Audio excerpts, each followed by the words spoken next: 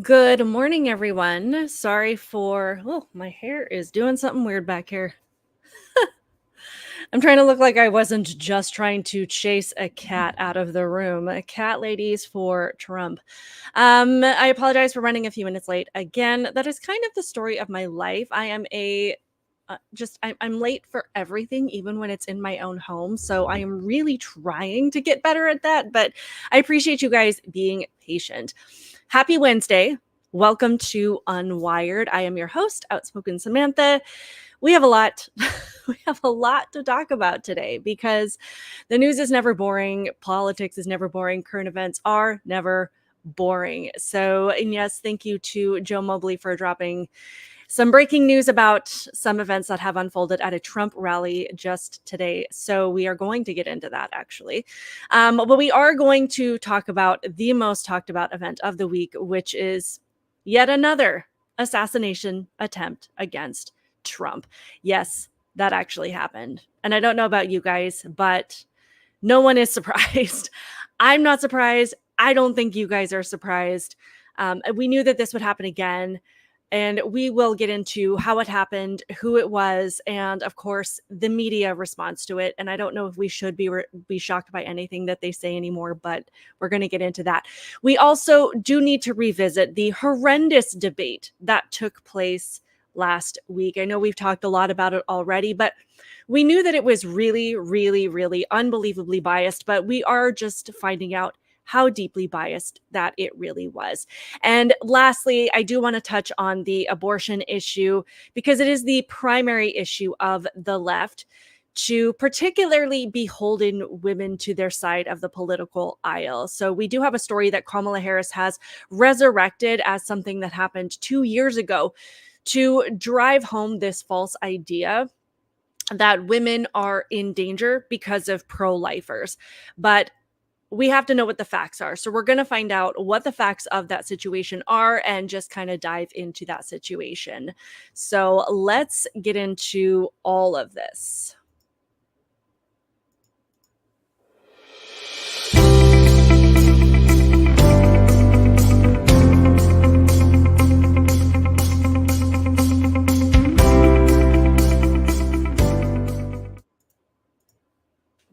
All right. So, as I said, I'm your host, Outspoken Samantha. We have a lot to talk about.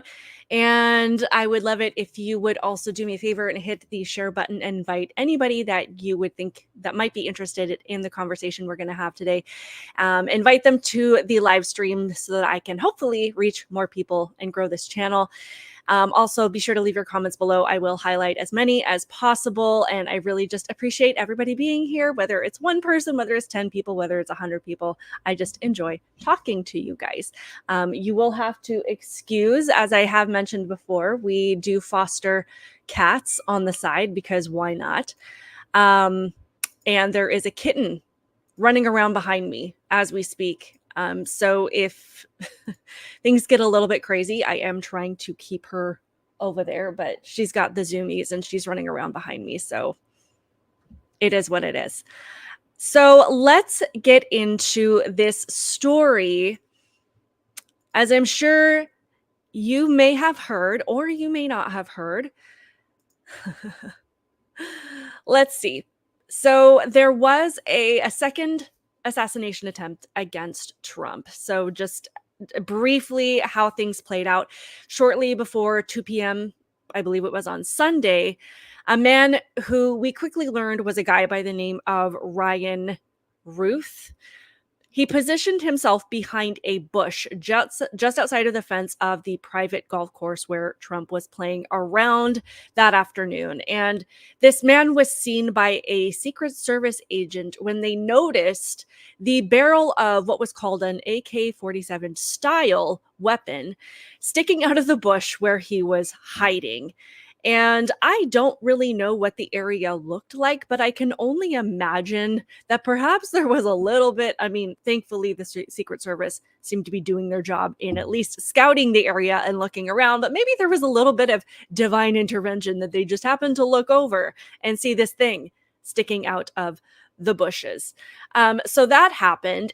So they started walking toward this guy, at which point Routh fled the scene leaving behind the gun, a scope, a GoPro camera, and a backpack that contained ceramic tiles. He jumped in his car, and then he tried to get away, later taken into custody. So as it stands to reason that this man had every intention of targeting President Trump and also wanting to leave behind video footage of this vile and despicable act, hopefully perhaps to make it into the history books. So it's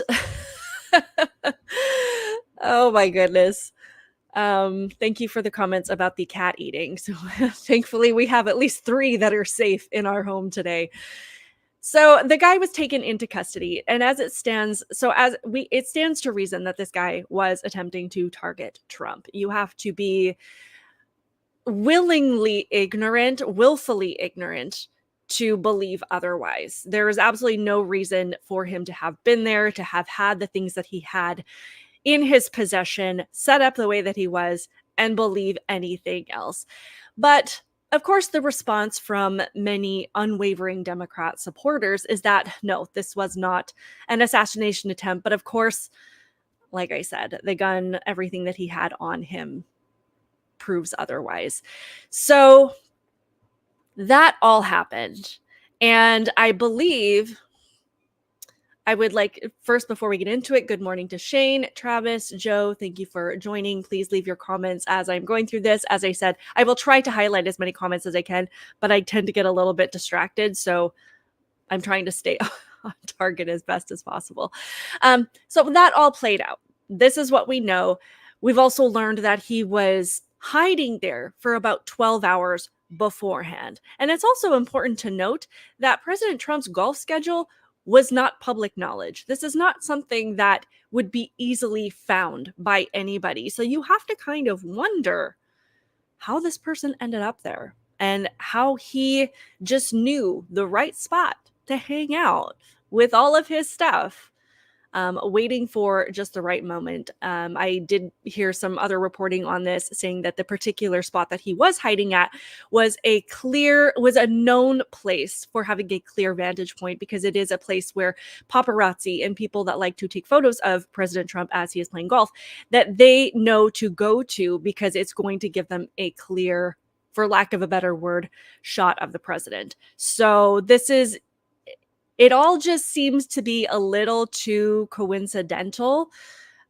And, I mean, at least in the previous incident, this was at a rally. This was public knowledge. This is something where they knew where he was going to be, what time he was going to be there, and there would be multiple opportunities. He didn't have to know specifically what point Trump was going to be standing at a specific spot to have, his target in place. This is a completely different situation. So it's very, very, very interesting. As Joe just pointed out, it's weird how these guys get so much insider info, but there aren't any insider leaks. So you guys know what's going on. You really do. So after this played out, I am going to share a little bit. Apparently, I don't know who it was. I don't have... This man's son was contacted. His name is Oran Routh, and he was asked about his father. He was informed that his father had been involved in an incident, which is a nice way to put it. But the response from his son perhaps indicates that the apple does not fall far from the tree. So this is a post by an account of Colin Rugg. It says, breaking: Ryan Wesley Routh's son, so Ryan Routh is the would-be assassin, says his father hates Donald Trump like all reasonable people. Oran Routh tells the Daily Mail his father is not a violent person and didn't believe he owned a firearm. This was the first I heard about it, he told the Daily Mail. Oran says his father hates Trump, as, again, every reasonable person does, adding, I don't like Trump either. He then tried to say, he's my dad, and all he's had is a couple of traffic tickets, as far as I know. I know my dad, love my dad, but that's nothing like him. He said he was at the beach, but I thought that meant the Outer Banks in Hawaii. He's not a violent person. He's a hard worker. he's a nice guy, has worked his whole life. And then he goes into kind of his disdain for the political voting system in general. He says, I hate this game every 4 years. I think that we all do. And if my father wants to be a martyr to how broken and disassociated the process has become from the real problems and practical solution, then that's his choice. And I think that that's a statement of underplaying the severity of the issue if I ever heard one. He goes on to say, I'm not saying that what he's done or what he's about I'm not saying that what he's done or what he's about, that's just my own rant being fed up with all for my entire adult life. And then he closed with saying, South Park said it best, every 4 years we're forced to choose between a turd sandwich and a giant douche. And it all stays effed in the same ways by different degrees, and we're exhausted and embarrassed by it all. So that's an interesting take, to say the least. Underplaying it is definitely how I would classify those particular statements. But what really kind of stood out to me, the comment that stood out to me is when he says, I hate Donald Trump, like all reasonable people do. Yet this is an interview. Ironically, this is an interview where he is being asked about his father, who felt like taking the life of the candidate that you don't agree with is the solution to the political system that apparently both of them seem to have a lot of problems with. Like, your father wanted to shoot a presidential candidate because he doesn't like him. He wanted to get it on camera and earn a place in the history books.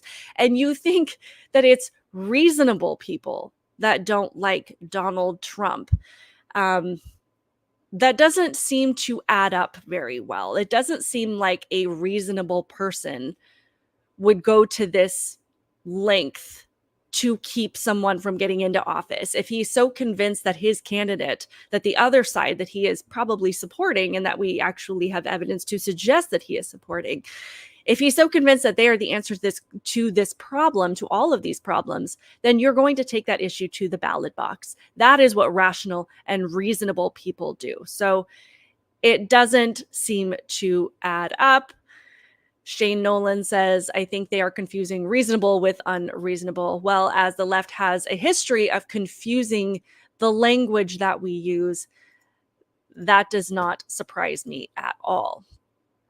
But just to get into a little bit more of who Ryan Routh was, because his son says he's not violent, he doesn't have a criminal history, he's just a nice guy and a hard worker. But I've also heard that he hadn't talked to his father in quite a while. So to say that he knows his father, understands his father, that his father has meant no harm to anybody, the people that actually live directly around Ryan Routh have a completely different story to tell. So this is from an account called Red Wave Press. It says the neighbors of Trump's alleged would-be assassin Ryan Wesley Routh described Routh as a little cuckoo, had a lot of guns, and that a lot of people were afraid of him back in the day. The suspect's home in North Carolina was raided late Sunday night, and a Biden-Harris bumper sticker was found on his pickup truck outside the home in Hawaii. Ryan's son, Oran Routh, claimed his dad was not a violent person and said his father hates Trump, as every reasonable person does, adding, I don't like Trump either. Again, saying he's not a violent person, he's a hard worker, but his neighbors have said that they were uncomfortable with this person, that he was known to own firearms, and that people pretty much just kind of kept a distance from him. And not only that, he does have a criminal record, including standoffs with police and other different incidents that are on his record. So to say that this person is not violent, that he's stable, that he's reasonable, are all just things that don't add up. Something tells me we should not listen to the word of his son. And I believe this is a clip of the neighbor talking about Ryan Routh. So let's listen just for a second. I thought he was just living the life, in Hawaii with the girlfriend and all. And so, for him to be, like I said, assassinating the president, that's just crazy. That's the reaction from a woman who says she's known Ryan Routh for nearly 20 years. Routh, the man accused of hiding with an AK-47 at a Trump-owned golf course, lived for decades in this Greensboro neighborhood before moving to Hawaii in early May. I didn't think he would go that far. I knew he was a little cuckoo, but assassinate the president. I mean, he's going to be going away for a long time. I just can't believe that, though. I just don't. I mean, if I didn't see it with my own eyes, I mean, the picture and stuff and all, I wouldn't even believe that. This neighbor who wishes to remain anonymous. So he does kind of have a reputation amongst his neighbors for not entirely being all there. So not quite the reasonable guy that we are being led to believe that he is. Sorry, my cat is now at my feet meowing, so I apologize if you can hear that. He also, from what I understand, he was very politically active, and he was apparently obsessed with the war in Ukraine. I don't believe I have the tweet in front of me, but from what I have gathered, he had flown all over the place. And this is somebody either who was very minimally employed or self-employed, or just had very limited means, had limited resources, limited funds, yet somehow he had flown to Ukraine to either fight for them or recruit people to fight for in Ukraine. He had flown all over the place. He had donated multiple times to Act Blue, and again, his son admitted multiple times that he hated Donald Trump. So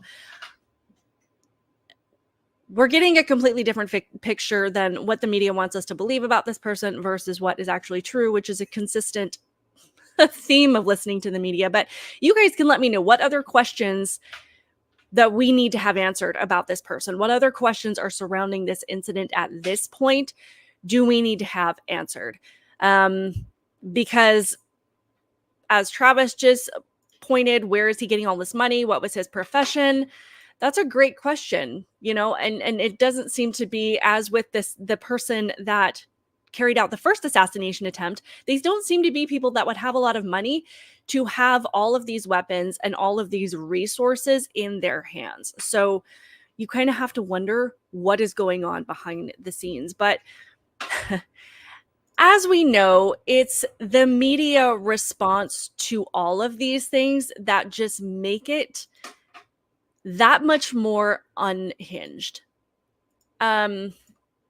So, of course, they are actually trying to blame President Trump for this. If someone comes after you, it is apparently your fault. And I think that would be called victim shaming or victim blaming, that you are responsible for other people's actions. And so they are wondering if we can expect to hear any toning down from the Trump campaign as far as his messaging and his rhetoric.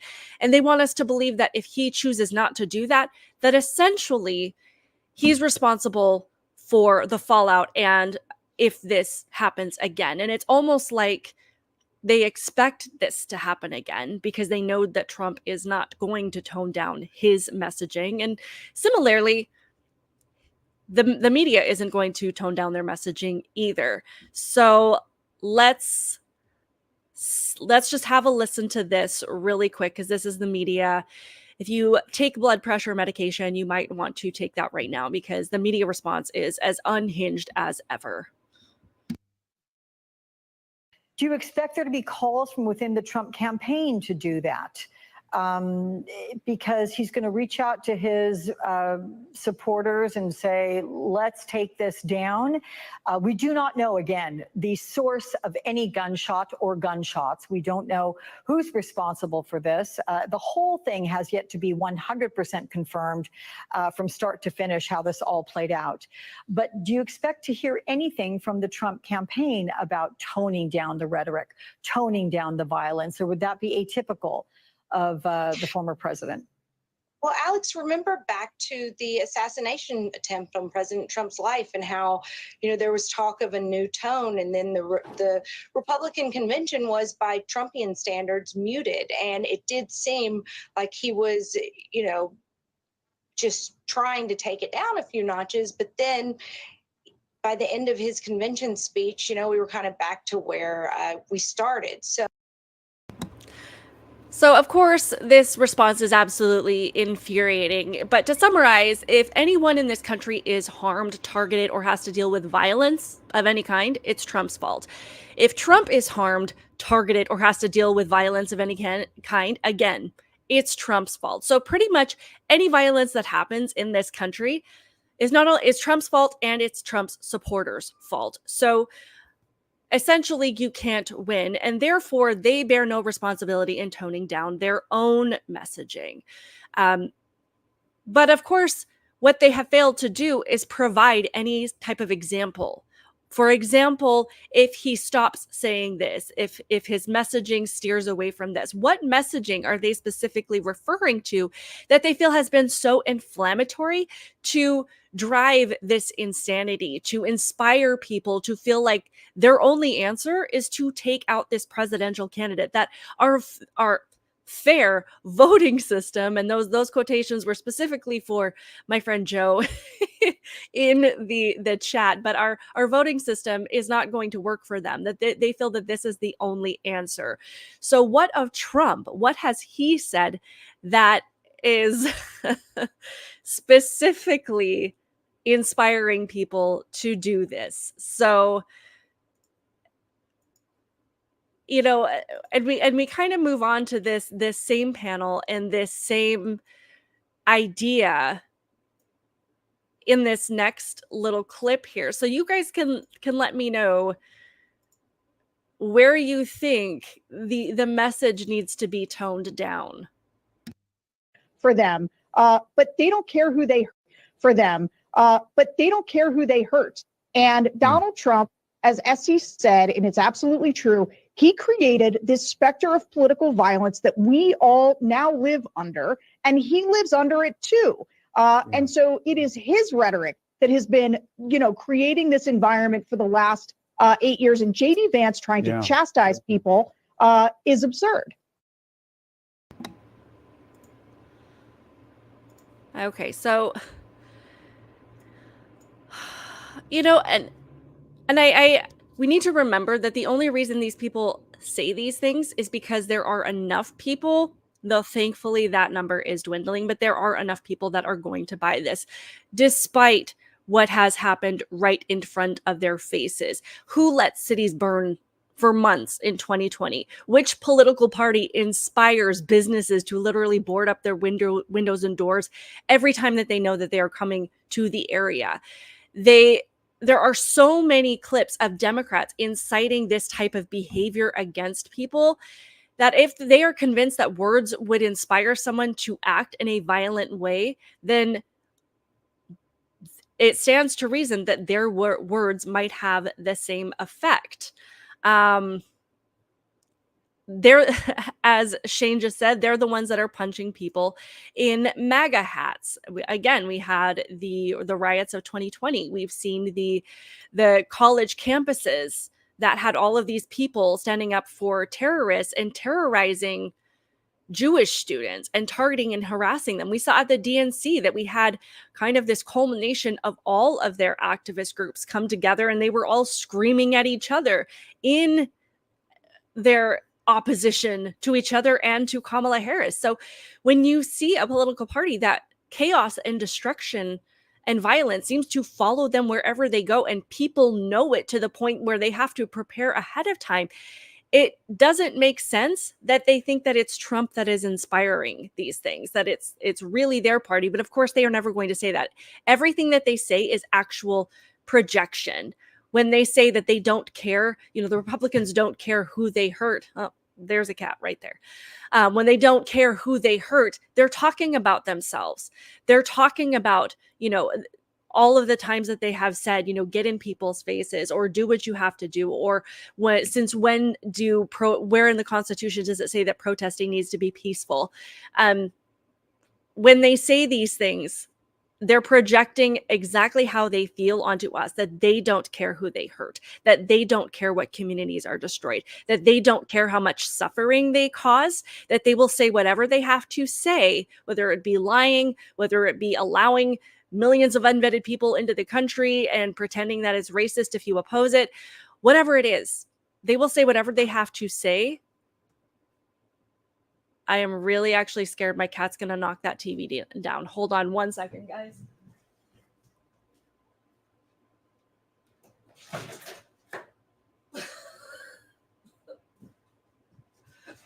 Sorry. I just noticed that. I'm like, oh, that's not going to end well. She's going to knock that over. Don't make me send you to Springfield. So anyway, you have to wonder what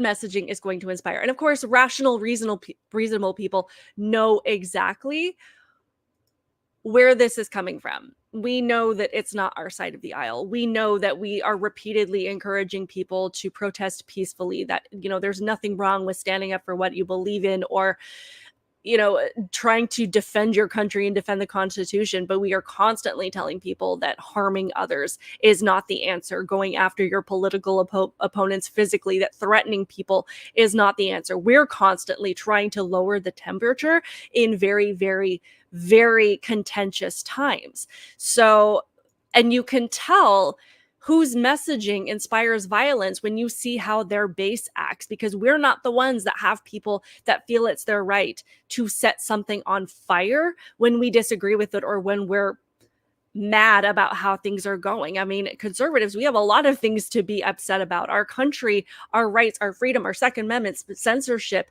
our right to practice religion, all of these things, our parental rights, all of these things are hanging in the balance. Yet we're not the ones going out there and attacking people, despite the fact that all of our values are very much at risk for being ripped away from us, to the point where we don't even know if we're going to be able to practice these things in the future. Joe, glad you wore pants. Me too. I always wear pants, but usually I have on some kind of like crazy pajama bottoms. So I'm glad that I actually just put on like normal pants today, because that would have been a whole fun thing today. But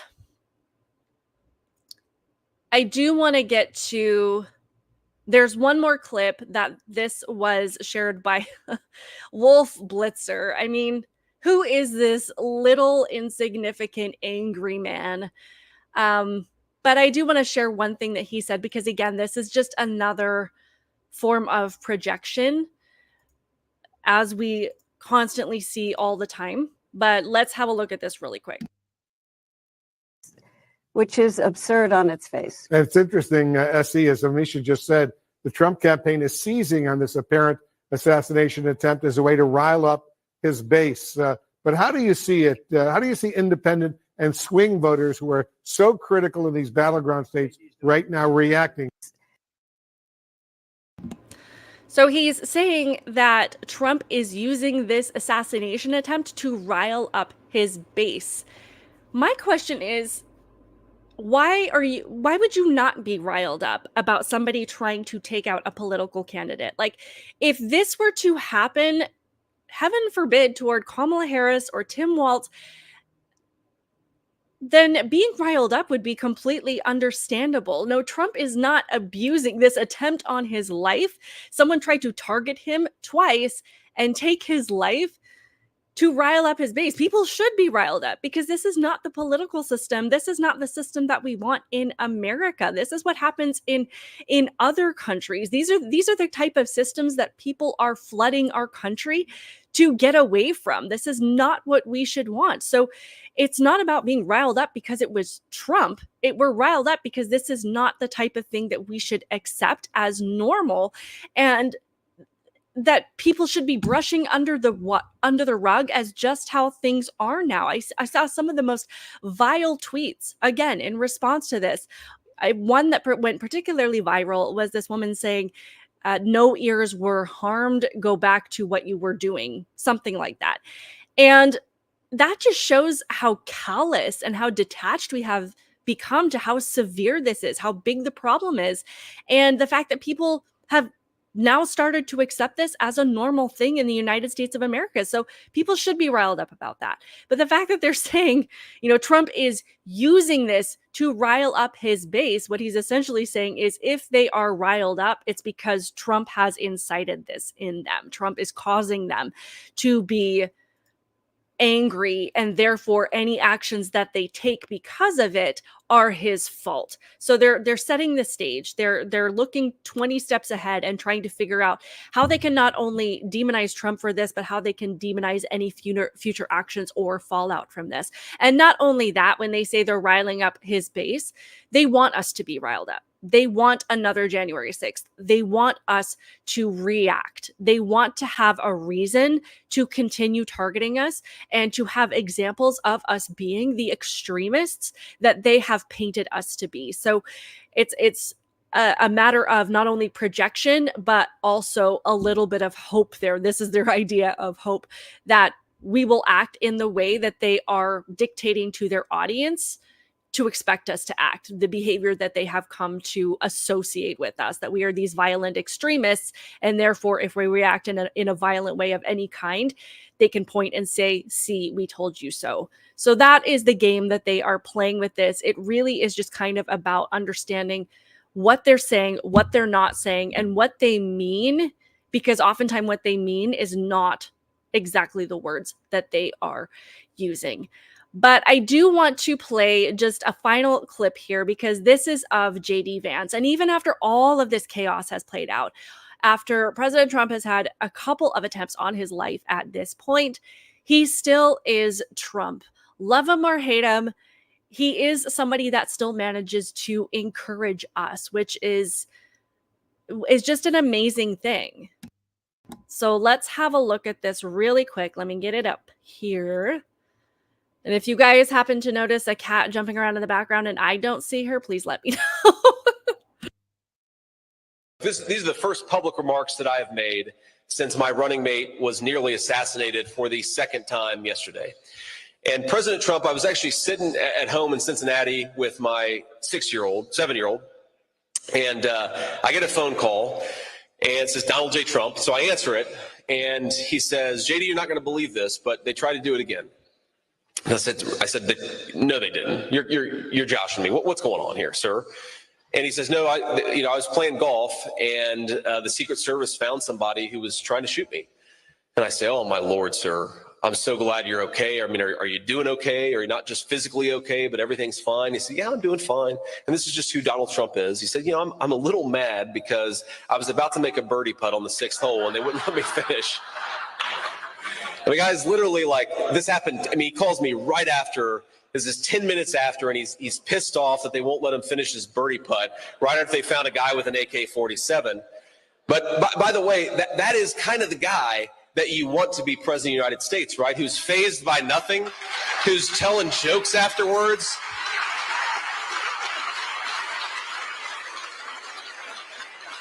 I think I was, without a question, bothered by it more than he was, and I was in Cincinnati, Ohio, 100 miles away from where this went down. But I do think that we should take this opportunity to call for a reduction in the ridiculous and inflammatory political rhetoric coming from too many corners of our politics.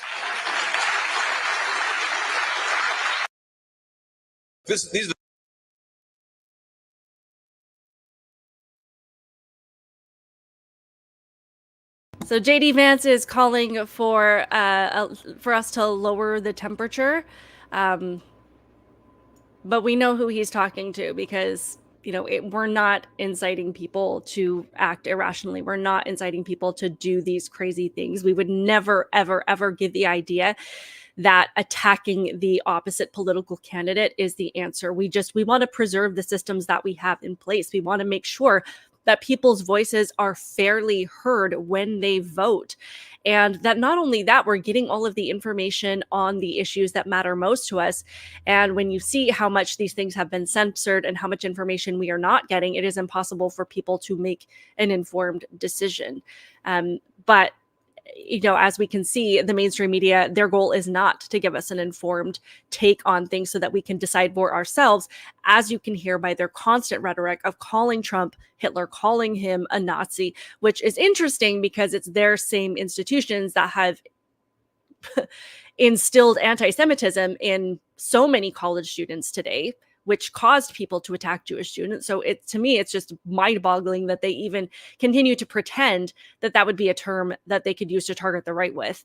But, we're asking, I lost my train of thought, but we're just asking people to think rationally and to look at these issues. And if you do the research for yourself and not play into what the media tells you to think and do, you're going to have a far fewer people acting irrationally, and you're going to be able to have the outcome that the majority of the people want. So It's absolutely astonishing to me. And you guys can let me know, but I personally do not think that this is going to be the last time we see this. I don't think so. I think we are going to see this played out again. I think we're going to see another attempt. This is not going to stop. And I personally just have my own concerns about whether or not Trump is even going to make it to November 5th. And I hate to say that out loud, but I think it's just the reality of the situation. And I think mentally we need to just kind of be prepared for that. And also encourage others not to react in the way that the left wants us to react. And perhaps you disagree with me on that, but I think we need to try and move forward within, as peacefully as we possibly can, and pray for our country. Just continue to pray. I want to get into, we're going to touch base on kind of what happened with the ABC moderators last week. So I know that we all kind of, before I move on, I will highlight just a comment here so I know that I'm not crazy. Shane says, honestly, I've been expecting it since the middle of his first term. Absolutely. I completely agree with that. And that's why it's not a surprise. It's still shocking when these things happen, but it's not a surprise in the sense that just the way that they have gone after Trump. And not only that, fueled people to legitimately think that all of us who vote for Trump are just as much of a threat as he is. The reaction, having unhinged people behave this way, is not a surprise to me at all. So, and not only that, when you have the media coming out and saying, well, if Trump and his supporters don't lower the messaging and change their messaging, then they can just expect this to happen, is essentially what they're saying. So I feel like they're probably expecting another attempt, another situation like this, unfortunately. So just continue to pray for the country, pray for President Trump. I do want to get into the thing about the debate from, oh, sorry, wrong one. Not that one. We already saw JD Vance. So we all watched the horrendous debate from last week. We saw it play out. And of course, a lot of people still believe that Kamala Harris won. You can let me know. As I've said before a few times, the reason that I think a lot of people think Kamala Harris won is because she played exactly into who the left wants from a candidate. Emotional, and just having that emotional appeal to the voters without any substance. There doesn't need to be any substance there as long as she can touch your heart, even though I don't really know what that means, because Kamala Harris does not touch my heart. She makes me mad. But she delivered exactly what the left has come to expect from their candidates. Whereas on the right, we do expect that substance. We expect clear answers, and we did not get that. I think there were a lot of situations where it was clear that Trump was not as prepared as he should have been. But then again, I don't know how prepared he could have been, considering the entire focus of the debate was just to attack him personally and to make him defend all of these insane things that the media have said about him over the last several years. No matter how many times, most of these things have been repeatedly debunked. So of course that is going to raise anybody's blood pressure. That is going to agitate anybody. But we could see how biased the moderators were. It was absolutely egregious, where they were only fact-checking one of the candidates. They were not fact-checking the other. And that becomes obvious when you pay attention to the truth of these things. When you know what the facts are, you can see how badly Kamala Harris was lying. And when you know how badly she's lying, and you can see that the moderators aren't jumping in with the same energy towards her that they are with Trump, you can see the bias. But of course, if you're not paying attention and you don't know that pretty much everything she said was a lie, you're going to think that the fact checkers were playing fair. So the first thing that came to light was that Linsey Davis admitted that she only prepared to fact check Trump. She saw things that happened in the first debate between him and Biden, and these were the things that she hung on to prepare for this next debate. And these essentially were statements that she believed could not be left to hang, that they needed to be addressed. So what this basically says is that she took those statements, and in her preparation for this debate, she came prepared to correct the record, at least according to what she felt was true, which is not the way that you should be preparing to moderate a debate between two presidential candidates. You need to be coming in prepared to ask them about their policy positions, to defend their record, to push back on things that perhaps they've changed their position on, things that actually matter to everyday people. But it's very clear that Linsey Davis came in with her own personal agenda and didn't really care to get answers for the people that were supposed to benefit from watching that debate. So it says ABC News' Linsey Davis, one of the two moderators for last week's presidential debate, admitted to the Los Angeles Times that the plan was only to fact check former President Donald Trump and not Vice President Kamala Harris. It says Davis admitted that the moderator studied past statements, but somehow did not prepare to check Harris's repeated use of hoaxes, as she repeated the very fine people hoax that has been debunked countless times at this point. She also used the bloodbath hoax, which we know was not to incite violence, and it was not something that Trump was saying to instill fear in people, and has no basis to be used to instill fear in voters of any kind, but that is what it was pushed at. So clearly, when she was not fact-checking those things, it is clear to all of us that her target was Trump. It says, in an interview with the Los Angeles Times, Davis said she wanted to address concerns that Trump's statements could be allowed to hang there unchallenged by his opponent or the moderators, as they were when Trump and Biden debate on CNN in June. Davis, wearing pink glasses while speaking to the Times over breakfast at the Ritz-Carlton in Philadelphia, said the decision to attempt to correct candidates was in response to the June 27th CNN debate between Trump and President Biden, whose poor performance led to his exit from the race, the Times reported.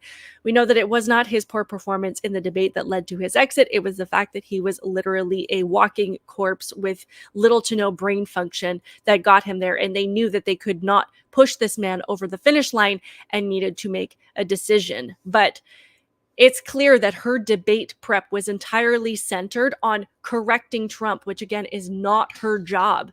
When you go in to moderate a debate, your job is to pull answers from these candidates on the issues that matter to the people watching. You cannot go in with a personal agenda. And I feel like so much of this has gotten muddied with everything being about politics, where we can't have things approached and handled in the way that they are meant to be handled. And therefore you have an audience that doesn't recognize when the ABC moderators are doing things that are not their job to do. So it was an absolute mess. There was also another little tidbit of information that I think would be need to know for the audience members. ABC failed to disclose debate conflict of Kamala Harris and Linsey Davis being sorority sisters. So as ABC News failed to disclose that Kamala Harris and ABC News anchor Linsey Davis, who co-moderated Tuesday night's debate between Harris and President Trump, are sorority sisters in the influential Alpha Kappa Alpha sorority, Inc., aka formed a PAC in August after Harris became the Democrats' presidential nominee. The sorority connection is one more possible clue as to why the debate moderated by Davis and ABC World News Tonight anchor David Muir was so one-sided in favor of Harris. Muir and Davis interrupted Trump numerous times to fact-check and argue with him, while they did not fact-check Harris even one time. While the sorority connection was not mentioned at the debate, Davis did speak about it during ABC's coverage of the Biden-Harris inaugural in January 2021. So this is something that has been confirmed. I would think that this would be a conflict of interest and an indicator that this person is not capable of being unbiased, and that she's clearly coming into this with her sorority sister with the intent of protecting her as sorority sisters do. Not to mention, she is fueled by her deep disdain and dislike and hatred for Donald Trump herself. So she is coming in with no motivating factor to even try to have a balanced view between these two candidates, to try to balance the conversation and to try to hold Kamala Harris accountable in the same way that she would hold Trump accountable. It's almost like these situations where you just have your best friend, and women tend to do this, that regardless of what your best friend is doing, you feel this need to protect her, even if they might be in the wrong. And you can kind of gang up on the men in the room together, or whoever wronged your best friend together, even though at your core, you probably know that your bias is playing a role in your approach to the situation. So that's just one more indicator that this was clearly something that was meant to fuel hostility toward Trump. And it's like they picked the people most likely to fuel that hostility, who would have absolutely no problem playing on their biases at all. But thankfully, this did not go well for them. And this is the kind of thing that gives me hope. It gives me hope when I see things like this, because we watch the reaction to these debates and we watch people say, oh, it wasn't biased, Kamala won, she performed well, and we get like afraid that this is going to influence people in the wrong way, that they're going to buy into these lies, that they're not going to recognize the bias of the moderators, that people are going to be just brainwashed by this smoke show. But it turns out, as this article says, ABC's David Muir sees newscast ratings decline after controversial debate performance. So, and I intentionally paused it on that facial expression. But people aren't buying into this. People are not being fooled, at least not in the way that they used to be, by these tactics. They can recognize that the media does not have our best interests in mind, that they're not trying to get the information that matters to people, that they're really just trying to fuel a narrative. And as some other conservative commentators on the right have started to refer to them as, they've started to refer to the media as a state-run media, which is exactly what they are. They are not journalists. They should not be allowed to use the word journalist in any way, shape, or form, because they're not out there reporting on the information. They're giving us exactly what they want us to hear, what a particular political party wants us to hear, and then they're fueling that by telling us that we should be so afraid of looking for information ourselves because the other side is the threat, because the other side is dangerous, because what the other side believes are going to steal all of our rights and make us all suffer, despite the fact that all of the policies that we can see playing out by the left right in front of us have caused immeasurable suffering, have caused people to not be able to afford to live and not be able to walk down their own streets and in their own neighborhoods without being threatened by a gang member or somebody trying to eat their livestock or whatever other issue, but without worrying that their kid is going to come across some kind of drug that is laced with fentanyl that's not known to them, or whatever the situation is. Women don't even have the right to our own bathroom anymore. So despite what we can see happening right in front of our faces, there are people that are going to fall for this, but for the most part, I think people are waking up. What's unfortunate about that, as history has shown us, is that you don't need a large percentage of the population to adhere to these radical, extreme, dangerous ideas in order to completely change the system or achieve these extreme outcomes. And the only reason I say that is because I don't want people to get comfortable. I don't want people to think that enough people are waking up to ensure that we're going to have this win in November that we would like to see, because it's still going to be an uphill battle. Like, none of us can get comfortable in any way with the way that things are, regardless of how many people we see put out TikTok videos saying that they have woken up to the destruction of the left, that they've woken up to the deception and the devastation and the lies and the corruption of the left. I've seen so many videos of people posting and talking about, how they recognize how bad things have gotten under Democrats. And even if they don't like Trump, they will be voting for him this year because they know that Kamala is not going to fix all of these things because she caused most of these things to happen. But I've seen so many people doing that. And as we see here, when the ratings of these mainstream media channels as they go in the tank and things plummet for them, that gives us a little bit of hope to indicate that we have enough people waking up to the facts and the reality of the situation. But I also don't want that to make people comfortable to feel like they don't have to take action themselves. As Shane says, you only need 10% or 12 at most. And that is the reality of the situation.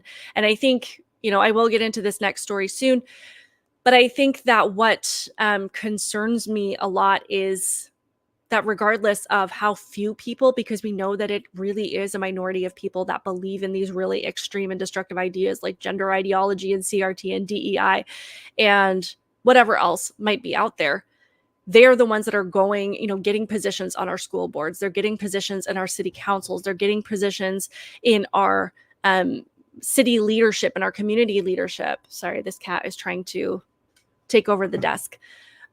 They're getting these positions, and therefore they are affecting our laws. They are affecting the safety and the welfare and the well-being of our community. They are affecting our local politics, and that's the biggest thing. So it's not just happening at a federal level. It's not just a matter of whether Joe gets into office or Trump gets into office. It's what's happening in our own communities. And so we would like to think that even though it's a small percentage of the population that is adhering to these things and that believe these things, and we know that most people are reasonable and rational and really do just want the best for the country, it's that small percentage that are taking over these positions in our communities and in our leadership that are affecting all of us. So that is why, when Shane says it only needs 10 or 12%, that's true. Because if you have these ideas, even in the smallest percentage, taking part in our leadership positions and influencing our policies, then that is something that has the wide-reaching effects that we have seen. And that's why so much of this has been allowed to happen, even though we know that most people just don't agree with so much of this. Lastly, actually, this is like last point one, because there is a story that I want to touch on that did just break not too long ago. But I want to just touch on this last thing, and then we will get to that story as well. We know that abortion is unfortunately the leading issue for women and for liberal women in general. And as most, unfortunately, the majority of women do vote for Democrats, we know that this is a leading issue overall for women. The issue of abortion has been used by Democrats for decades to beholden women to their side of the aisle, with repeated messaging that all of your rights as a woman are tied to this issue and that nothing else matters if you don't have the right to kill your unborn child. And this is messaging that is told to young girls throughout their entire life, through public education, through feminist messaging, through entertainment, books, movies, etc. And if you look into Planned Parenthood as an international organization, this is how they have become so involved in so much of the curriculum that is taught in school, which is where all of this sexualized material comes from. Okay, not all, but a good chunk of it. And it's because they want to sexualize young kids and get them sexually active as early as possible, so that they will have more abortions in their life. And I remember talking to a couple of different people that had worked behind the scenes in Planned Parenthood for a long time. And this was when I was running for office. And this is what they told me. And I'd never really thought about that. But the more that you see it happening, the more that you realize that this is something that is becoming ingrained in our ideology. So, and this is also not only to create more clients for Planned Parenthood, but again, to make women feel like they have to consistently vote Democrat, because if they don't, then all of their rights are going to be taken from them by the time they get to this voting age. This idea is so ingrained into their psychology that they feel that they can never explore the issue in depth because they can't give up this thing. And if they feel like even they themselves would never get an abortion, they feel like they can't take that right away from another woman. So it not only links them to a particular political party as an individual, but as a group, they feel like they have to, in solidarity with other women, maintain that support for the Democrat Party. So, but because of this programming, it is very difficult to get women who have fallen prey to it to consider all of the other issues that they should be thinking about when they are casting their vote. They won't vote on the economy or safety or borders or national security or inflation or a drug crisis or a trafficking crisis or a failing education system or anything else that affects them and their families and their kids directly. And, you know, I was going to pull up a clip, but I couldn't find it. Where at the DNC, one of these interviewers that kind of walks through the crowds and asks questions, asked this girl, would you rather, I think it was something to the effect of, would you give up democracy or would you give up the right to access abortion? It was something choosing between essentially democracy or abortion, and she chose abortion. And if you look on so many feminist women pages, TikTok, they will all say that this is the leading issue. So this was a story that Kamala Harris decided to latch onto, and this is a story that she pretty much like resurrected as something that happened a couple of years ago. And it was a situation involving a woman from Georgia. But this is, of course, to fuel this idea that pro-lifers are a danger to women. So this is a statement put out by Kamala HQ, which I am pretty much convinced is just being run by a bunch of high school mean girls, because the things that they post are so ridiculous. But their target is Gen Z, and Gen Z is probably the most politically active but least informed voting base that we've probably ever had. But it says, so in reference to this woman, her name was Amber Thurman. She died as a result of something related to her pregnancy, which I will get into in a second. But you would think that it was Kamala Harris is twisting it to blame it on abortion when it really, or on pro-life when it really was not about that. So this is the statement. It says, this young mother should be alive, raising her son and pursuing her dream of attending nursing school. This is exactly what we feared when Roe v. Wade was struck down. In more than 20 states, Trump abortion bans are preventing doctors from providing basic medical care. Just as a side note, there is no such thing as a Trump abortion ban. Roe v. Wade put the issue in the hands of the states, so any laws that they have enacted in those states are because of the voters, not because of Trump. So that right there, we know, is a lie. It says women are bleeding out in parking lots. That's not true. Turned away from emergency rooms, losing their ability to have children ever again. Survivors of rape and incest are being told they cannot make decisions about what happens next to their bodies, and now women are dying. These are consequences of Donald Trump's actions. There's so much at stake in this election, including restoring the freedoms that have been taken away from us. If Donald Trump gets a chance, he will sign a national abortion ban, and these horrific realities will multiply. Despite the fact that Donald Trump has repeatedly said, I will not sign a federal abortion ban. And J.D. Vance has said, if this thing lands on the president's desk, he will veto it. But I don't know why they keep asking him this question if they're just going to keep saying the opposite of the answer that he has given. But it's just absolutely mind-boggling to me. And the only reason, again, that these lies work is because there are people that are going to believe it, because Trump has been asked this question so many times. Like, it's almost like when you have a child that keeps asking you the same question over and over and over again, and you're like, my answer hasn't changed.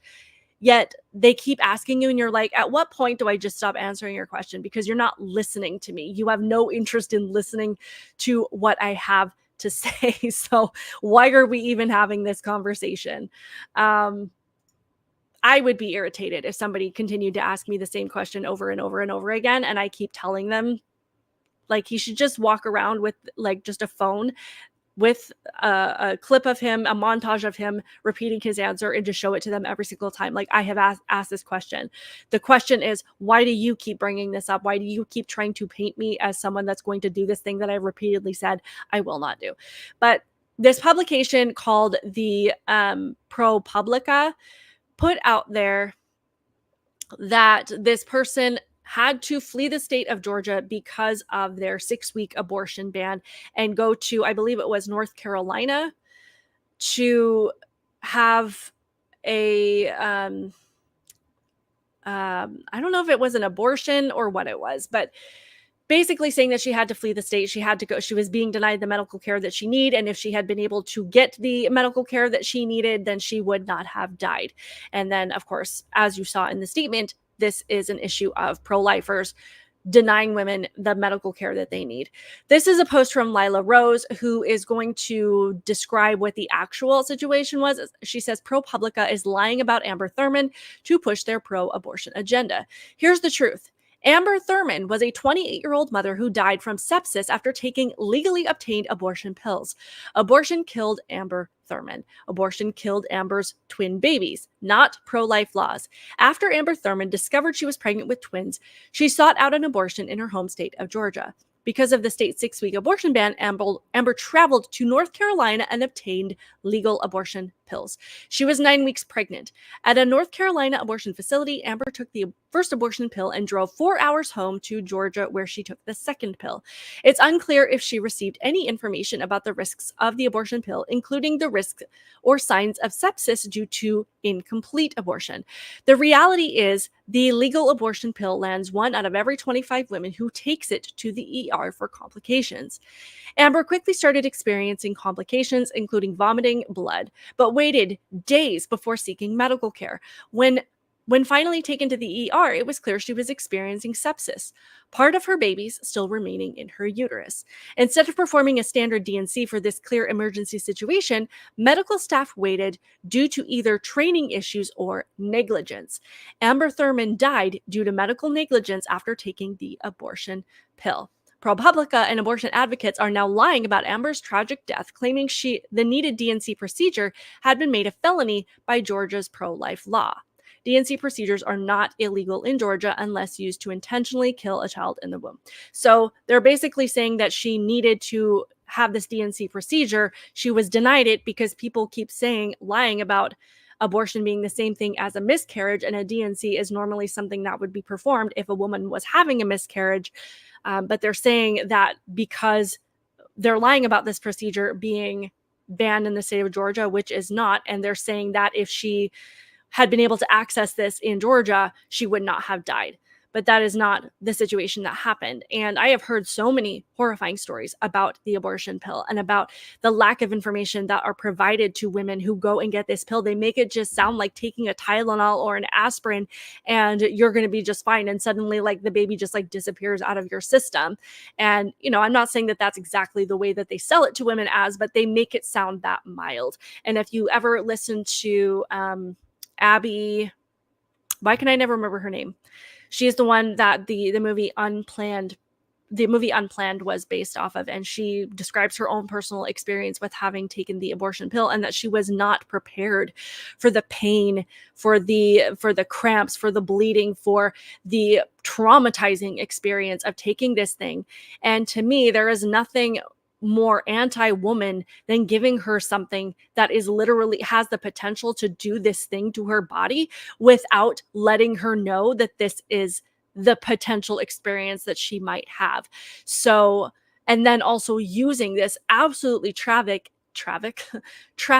and horrific death as a means of pushing your not only abortion agenda, but also to put out there this emotional plea in saying that if pro-life laws hadn't been there, if Roe v. Wade hadn't been overturned, if Trump didn't exist, if Trump wasn't in office, then Amber Thurman wouldn't have died.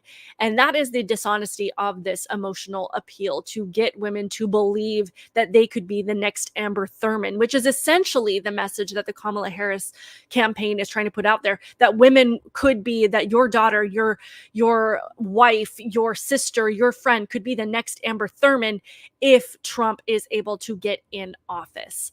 And it is absolutely insane. And it's just it's such a danger to women. And not only that, they're not being told about this danger. They're not having honest information about the danger that they are putting themselves in. And I was reading another post about it. I don't think I have it here, but basically saying that when you are going to have a miscarriage, you immediately seek medical attention. You immediately go to the doctor. There's no questions asked. Like, women who are having that experience, they go, they get the help that they need. it's addressed in the way that it is supposed to. But it seems like when it's an abortion, whether it be an abortion pill, abortion procedure, these women seem to wait for whatever reason to get the medical care that they need. And I don't know what it is about specifically being tied to abortion, but it just seems like when this specific label is attached to whatever health concern that you are going through, then all bets are off. It seems like they just increasingly become more in danger, whether it's, they feel that they can't go get the help they need immediately, or they're not given the information that they need, or whatever it is. Or, they're so much fear mongering has been attached to this issue that they feel like they're going to be judged, whatever it is, but it's just consistently putting more women in danger.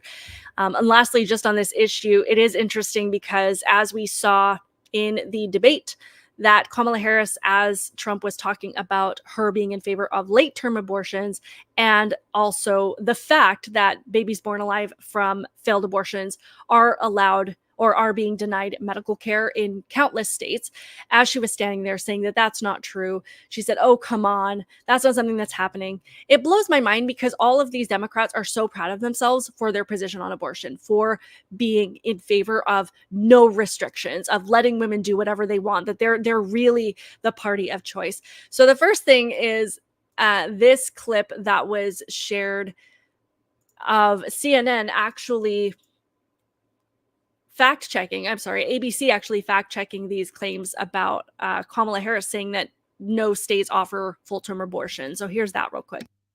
Vice President Harris did not make clear whether she supports any restrictions on abortion. Currently, 9 states and the District of Columbia have no gestational ban on abortions. Vice President Harris did not make clear.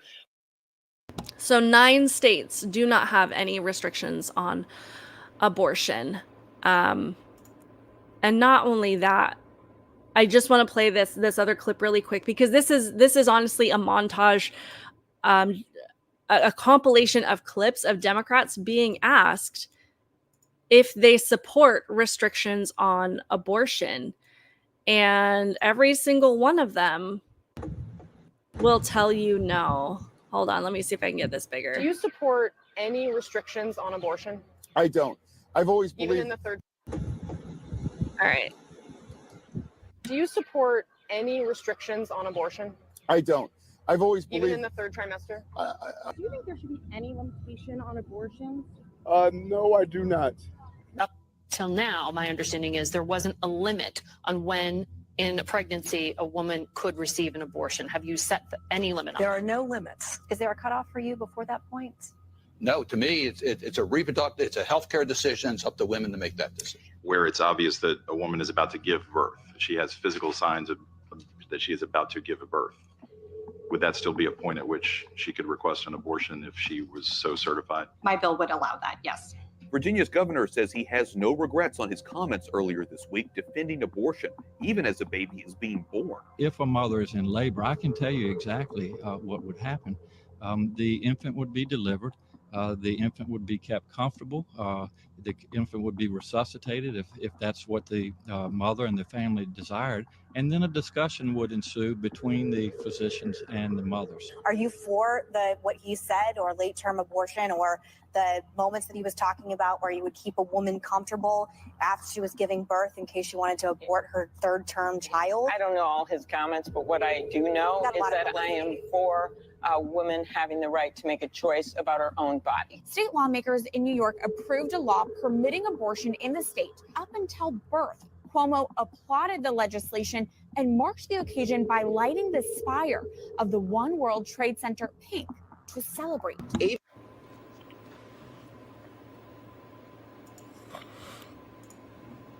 So yeah, I mean, all of these Democrats saying that it's not even that they say that they don't support late-term abortion. It's when you ask them, do you support any restrictions? They say no, which is the same thing as supporting late-term abortion. And they're not ever really clear on that position. They just say it's a woman's right to choose, to package it up and to make it sound like something less egregious than it is. But then when you get in a situation where you have Kamala Harris being confronted about this in a debate, she starts to shake her head no, which is astonishing to me because they're proud of the fact that they don't want any restrictions. And they constantly put out there that they're just in favor of a woman's right to choose. So this is legislation that they are proud to be a part of. This is a historical movement to them. Yet you have to wonder why, when they're asked about it, why they constantly deny that this is the thing that they have advocated for and that these laws are in place because of their activism, because of their words, because of the things that they support. So it is absolutely mind-boggling to me. The last thing I want to touch on really quick here is there was breaking news earlier today. Let me see if I can find it.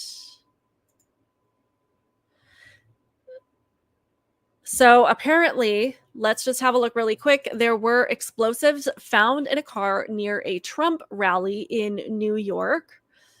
That was something that popped up on my timeline just before I started this. So let's just go through this really quick. It says, cops confirm no threat to Donald Trump's rally following a report of explosives found in a car.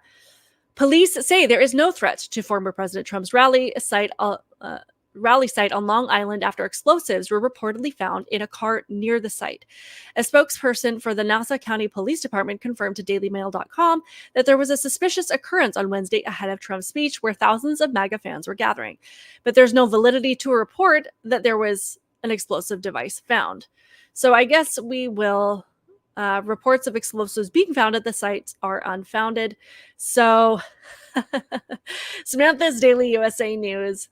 Yes, that is absolutely me. I saw this pop up right as I was starting the stream. So far, they are saying that there's no validity to the claims that an explosive device was found. It says the latest reports of a possible Trump security breach comes just 3 days after a would-be assassin was arrested after stalking the former president with a rifle as he golfed at his Palm Beach golf club. There's a person being questioned who may have been training a bomb detection dog near the site. Excuse me?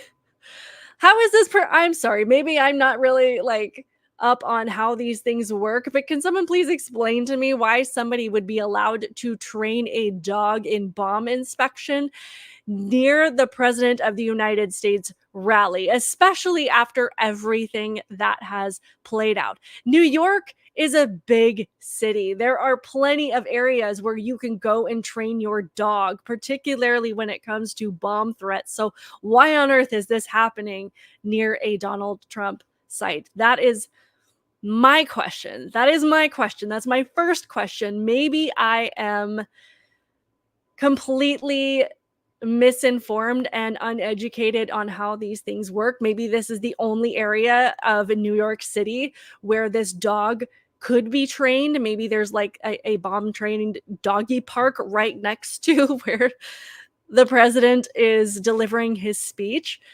But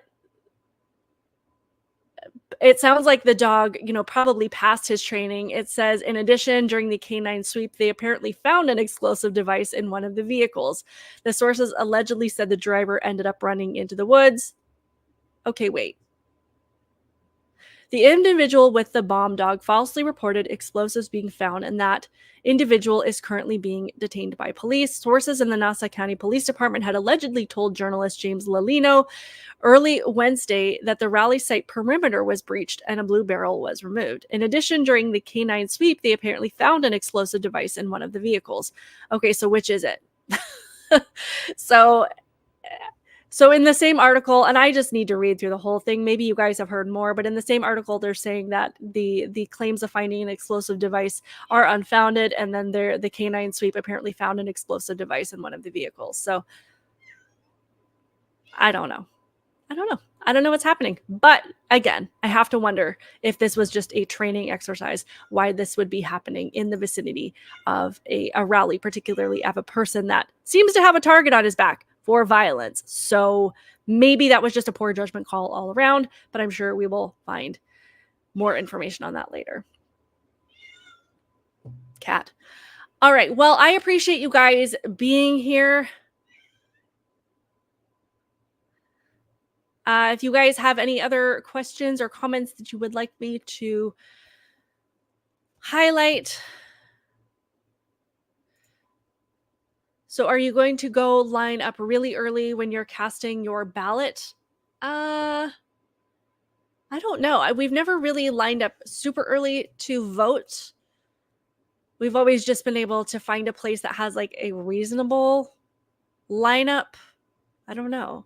I don't know what we're going to do this year. I'm trying to remember what we did 4 years ago. I think we went in person, but that, of course, was during the COVID pandemic. So we try to go in person. That's for sure. We definitely try to go in person. So we hopefully will be able to do that this year.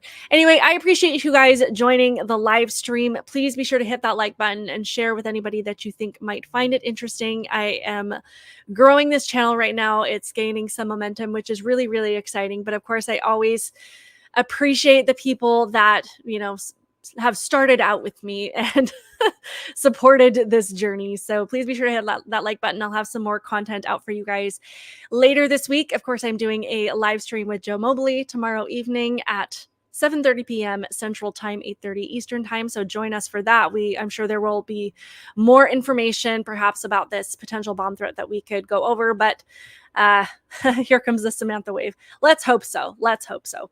I appreciate you guys being here. Have a wonderful day. I need to go find my cat and make sure she's not knocking anything over. So have a wonderful day. I will see you later. Keep it real. Have a good one.